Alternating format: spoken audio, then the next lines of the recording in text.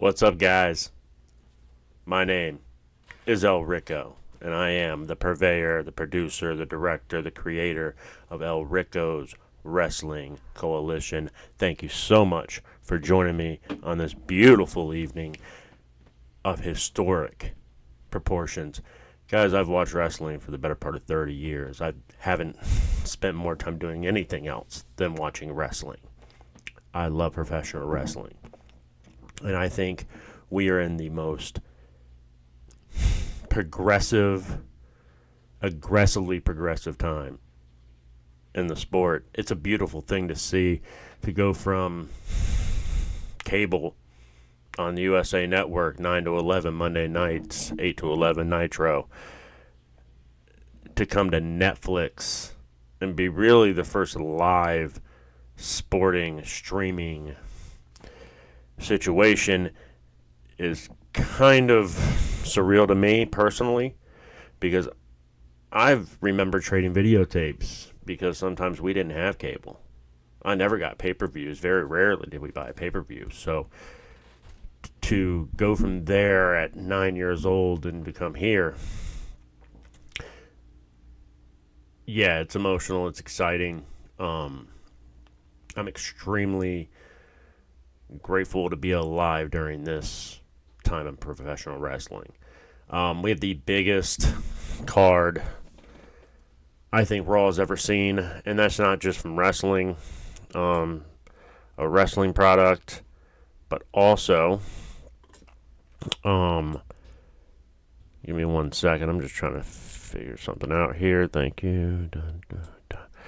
Not only from a wrestling standpoint, from a box office standpoint, it's never been bigger.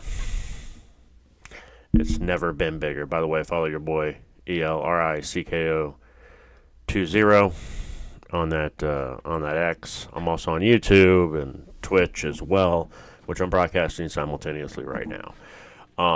The biggest time of professional wrestling, absolutely the biggest night of professional wrestling. You got John Cena, you have The Rock, right? Rumors of Undertaker, rumors of Hulk Hogan, regardless of how you feel about the two. Rumors of returns of Charlotte Flair or Becky Lynch or Alexa Bliss. We're talking Seth Rollins and CM Punk. We're talking tribal combat for the Ulu Fala between Solo Sikoa and Roman Reigns. I mentioned all that. I haven't even talked about the world champion and the WWE champion and Cody Rhodes and Gunther. We have The Rock returning. It's just going to be a special night. A bunch of reports came out today. Triple H set to open with a long-winded kind of, speech, soliloquy about the history of WWE, which I think will be really cool. I heard the opening match, or at least has been reported the opening match, being Roman Reigns and Solo Sikoa in tribal combat. Sorry about that. That's a huge match to start the night with. It is curious if The Rock is going to show up. Thought process would be during that match. Reports are that Seth and CM Punk are going to close the show, which also may lend you to having The Rock appear.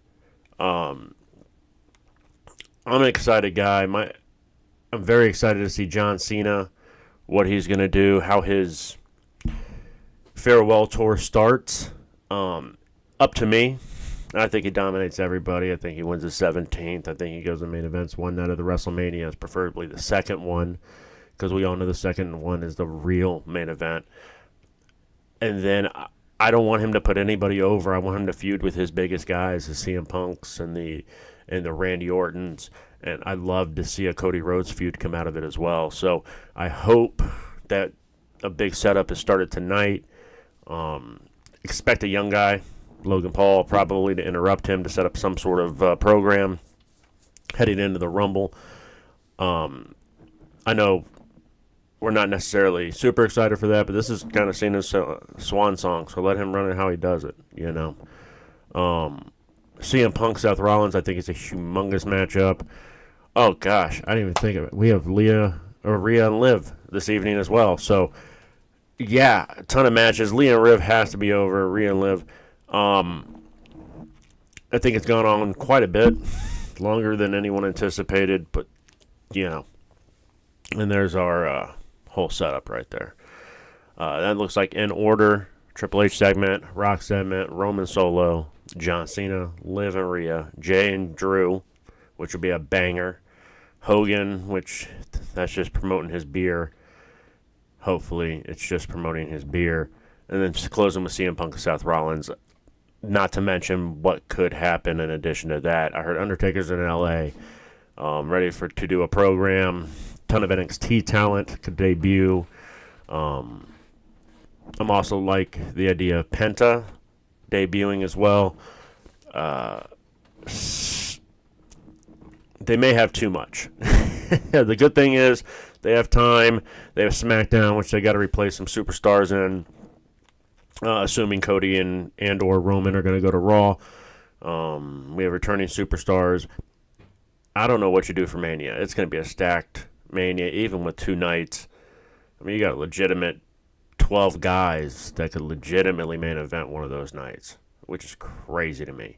Kevin Owens, Randy Orton, Cody Rhodes, Seth Rollins, CM Punk, Roman Reigns, The Rock, John Cena.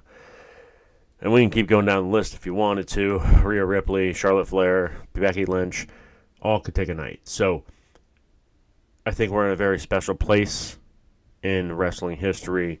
I'm very excited for what's going on. I think Triple H is doing very well. Everyone's going to have critiques about his booking, but I think he's charted new territory here. I think he's brought us into the new age of wrestling. Hopefully SmackDown moves over to Netflix as well. If you could have told 9-year-old me that I would be able to turn on the TV and watch Monday Night Raw for the price of a Chipotle burrito a month, let me tell you, I'd be ecstatic. I think it's going to be a big wave of new fans. I think old fans will also return. Netflix is a huge vehicle for that, globally as well. I think we're in a beautiful time in this beautiful art form of violence and drama that we call professional wrestling. I didn't know how long I wanted to do this little preview for. I think we're at 15 minutes now. I did want to break down a couple different things of how I thought this night was going to go. The Triple H segment, I think, is going to be really cool. It's going to take a little bit of time. It sounds like it's going to be about a 3.5-hour Raw, is what's been reported everywhere. I've been on the Twitters all day retweeting, so feel free to take a look at that. John Cena, promo videos are beautiful. I did want to touch on Rhea, Saudi Arabia, getting the 2026 Royal Rumble. I know people have issues with it being in Riyadh, Saudi Arabia. I tend to... Give me 1 second. I tend to agree with those sentiments. That being said, looking at it from a fan's point of view, if we're just looking at a show, Riyadh puts a great one on, right? It's always packed. It's always huge. It's always a humongous arena, stadium, whatever. Royal Rumble there is going to be kind of cool. It'll be odd to have a women's Royal Rumble in Riyadh, but they've had women matches there, and I think they're progressively moving in that direction. I did want to touch on a couple different things I saw this weekend. Actually, I could talk about this right now. Kenny Omega, and I know we're talking about Raw, and I know this is all a preview for that. But if you haven't been able to, feel free to watch the match Kenny Omega had this weekend. It was special. He's a special performer. He definitely has it. I think there's about 10 guys in the history of North American wrestling that have it, and he's definitely one of those guys. No more than a dozen, by the way. I know 10 sounds like it's not a lot, but I can go through the list if you'd like me to. Bruno Sammartino, Andre the Giant, Hulk Hogan, The Rock, Stone Cold Steve Austin, John Cena, Brock Lesnar, Roman Reigns, Kenny Omega. That's 9. I might be missing one. But it's not more than one. I don't think. Everybody else, great performers. Oh, Ric Flair. Everybody else, great performers, amazing athletes, whatever the case may be. But we're talking about that it factor. I was at SummerSlam this summer here in Cleveland. And I saw Cody come out. I saw Randy come out and all that jazz. When Roman walked out, it was a different thing. It's a different feeling. The entire atmosphere changed. And, yeah, not everyone has that. Cody is great. As a performer, he's probably one of the, one of the top performers of this era. Historically, I don't know where he stacks up. But I will tell you this. Roman Reigns is there. John Cena historically is there. Everyone I named historically is there for one reason. It's because they had that it.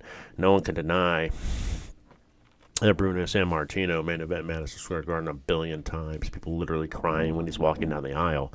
He had it. And Vince Sr. saw that and held on to it tight. And then Vince Jr. took over, and then he was like, I got to find somebody, and saw Andre the Giant, the storied, massive man, this spectacle. Who could joke, who could talk, and who had personality. And although got him in the later years, he was a spectacle. People showed up to see him. Put Andre on a poster, you sold tickets. Hulk Hogan. Say what you want. Hulkamania was real. You talk to guys in their 40s, Hulkamania was real.